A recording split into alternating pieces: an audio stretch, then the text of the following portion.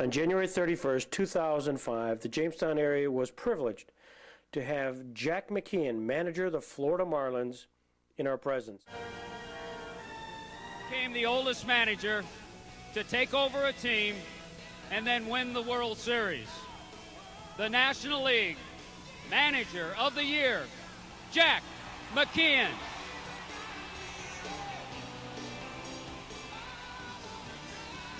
The series against the Cubs in that famous inning.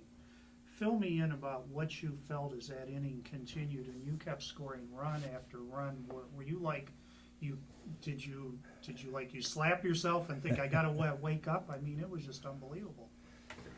Well, I didn't slap myself, but I just kept enjoying the hell out of it, I'll tell you that. And once again, you know, we sit back, I pinch hit. You remember if I pinch hit for the shortstop, Gonzalez, and it started that inning, and all of a sudden here comes the replacement, Mordecai, up with the bases loaded, and we only got a 2 or 3 run lead, and all of a sudden he hits that double to clear the bases, and when that happened, I said, we're big churchgoer. I go to church every day, whenever I can, most of the time. But anyway, I go, and one of my favorite saints is St. Teresa in the Catholic Church. She's a prodigy, prodigy of miracles. And I go to church in the Cub game, in game 6. I go to church, and I don't know the pastor of this church in Chicago, but I'm sitting in the pew there, and all of a sudden the guy comes up and taps me on the shoulder. And he said, good luck today. And I said, how do you know me? Oh, I see you come in here often. I said, good. Well, I felt something inside me saying, we're in. He wished me good luck, we're in today. Okay, we won. Game 7. I go to church the next morning. The priest says, today is the feast day of St. Teresa.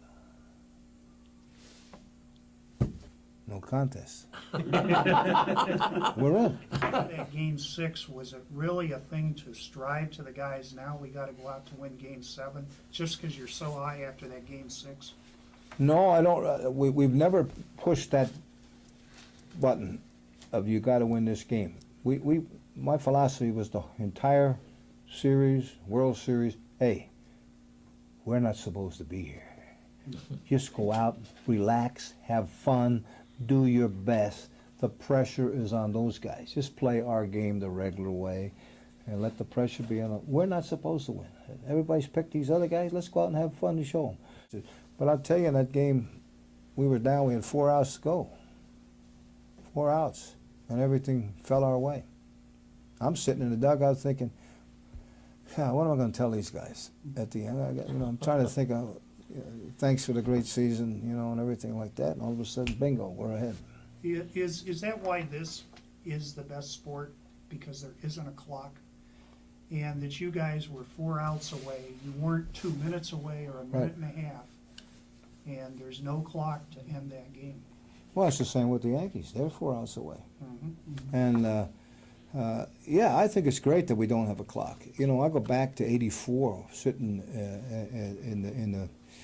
in my box in San Diego, and we're playing the Cubs, and we're getting beat. And Rick Sutcliffe's pitching an outstanding game, and I think the score is 3-0. We score a run, and the president of the club in the 7th inning comes over and he said, doesn't look good.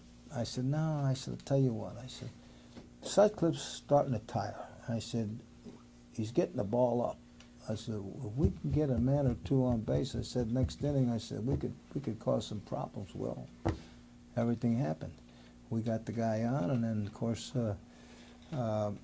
Flannery pinch hits. The ground ball goes through his Durham's legs. We tie the game. Tony Gwynn comes up, hits a double. We're ahead. Somebody else gets another hit. We've got a 3 or 4 run lead, and got the best relief pitcher in the game down there, Lee Smith, and never got a chance to get in the game. Story of which is attributed to you, dealing with the gunshot. It's true. Let's hear about that story. I had a Cuban player. It was 1960, 61, whatever, the Bay of Pigs, 61. I had a Cuban player, Juan Vistor, playing center field. Good player. I coached in third base. You get a base hit to center field. And here he come around in second base, round third, and I try to hold him up. Bing, right by you, out at the plate. And a week later, same situation, out at the plate.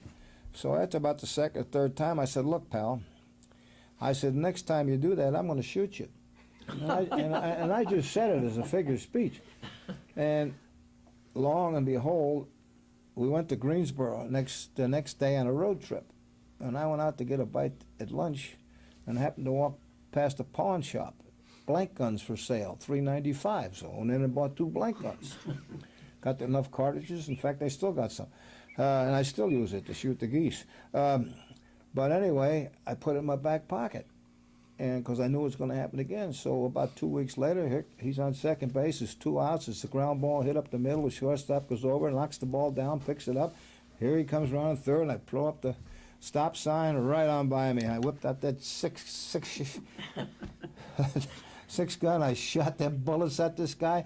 He dove about 30 feet through the air, the guy threw the ball in, hit him in the back of the helmet. The ball ricocheted into the dugout. He scored, and he's laying on the ground with his hands covering his head, trying to peek out to see who's shooting at him.